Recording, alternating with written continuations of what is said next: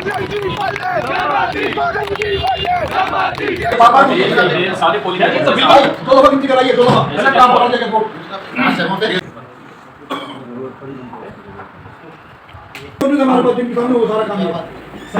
भी ये पैसा चलाए, हम भी पहले भी एक दफा हो चुका है के साथ, दोबारा बर्दाश्त नहीं।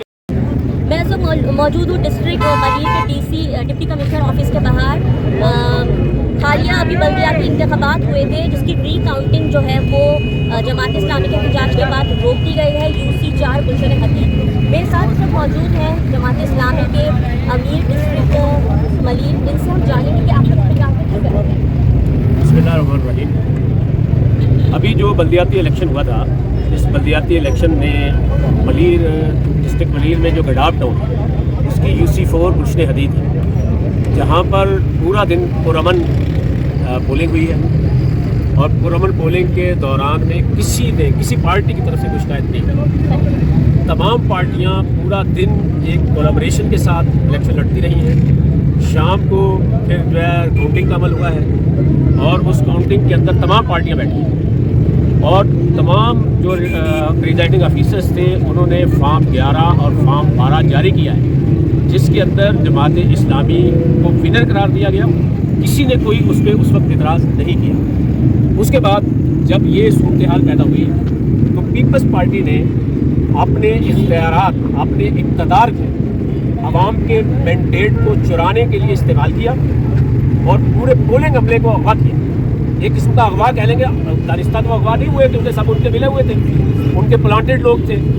जब पुरअमन सारे माहौल में वो नहीं जीत पाए तो फिर उन्होंने उन सारे प्रिजाइडिंग ऑफिसर्स के कुछ पोलिंग स्टेशन को, उनके प्रिजाइडिंग अफसर उनके कारकुन थे, उनको उन्होंने इकट्ठा किया। इकट्ठा करने के बाद उन्होंने माल भी दिया और फिर हमारी जो रिज़ल्ट था वो थैले खोले गए। उन थैलों के अंदर जो जमात इस्लामी के वोट थे उन वोटों को डबल स्टैम्प किया गया और डबल स्टैम्प करने के बाद उन्होंने थैले फिर बंद कर दिए।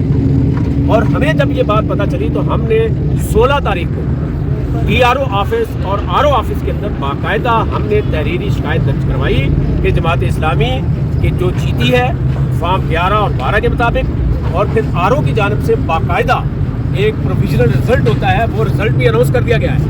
उसके बाद ये सारे रिजल्ट तब्दील कर दिए गए हैं। DRO और RO इसका नोटिस ले, इलेक्शन कमीशन इसका नोटिस ले, लेकिन किसी ने इसका नोटिस नहीं लिया।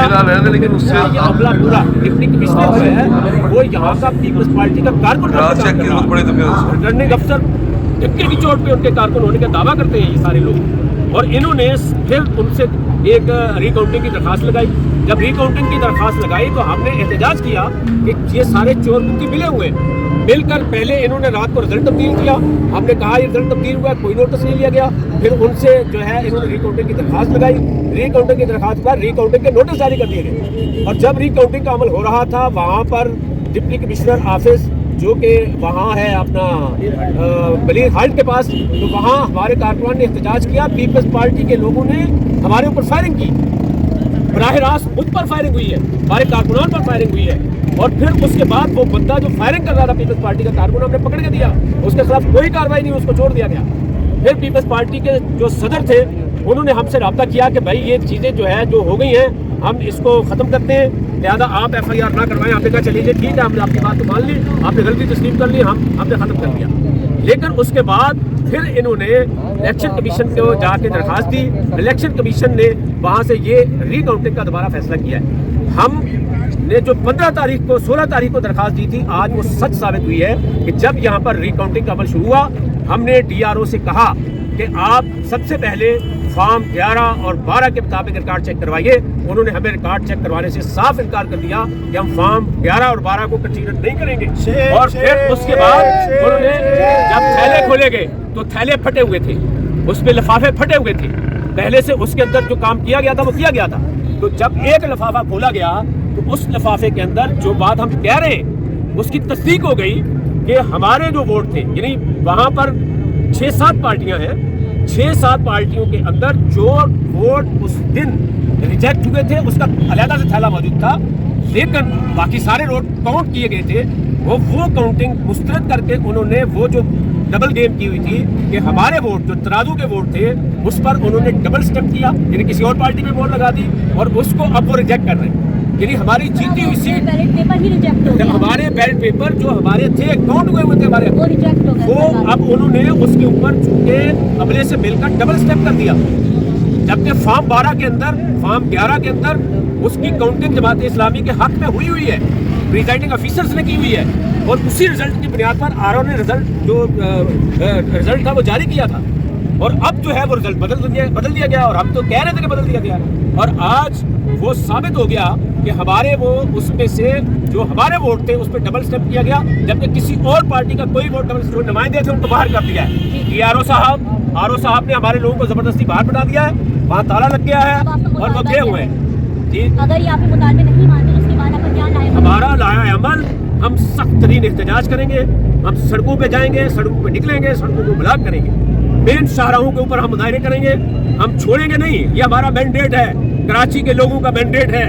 پیپلز پارٹی ایک غلط اقدامات کے ذریعے غلط روایت ڈالنے ضائع ہو گیا, ان کا کیا ہوگا, اس کی کیا آپ اب کیا کریں گے؟ بھائی ہم یہی تو کر رہے ہیں, ہم یہ کہہ رہے ہیں کہ ہمارے حق میں کاؤنٹ کیے جائیں, اس لیے کہ ہمارے کیا ہے, ہم انشاءاللہ اس کے راستے میں رکاوٹ ہے اور رکاوٹ بنیں گے. ہمارے ساتھ موجود ہیں ڈسٹرکٹ ملیر کے امیر جماعت اسلامی محمد اسلام. ان کا کہنا یہ ہے کہ گلشن حدید کی جو ری کاؤنٹنگ ہے اس کو کیا جائے, اور جن بیلٹ پیپرز کو ڈبل اسٹیمپ کر کے ضائع کیا گیا ہے ان کو ہمارے حق میں کاؤنٹ کیا جائے. اگر ہمارے سے انصاف نہ کیا گیا تو ہم اپنے احتجاج کا دائرہ وسیع کریں گے. نیوز از بائی سمیہ خوش کو اجازت دیں. اللہ حافظ.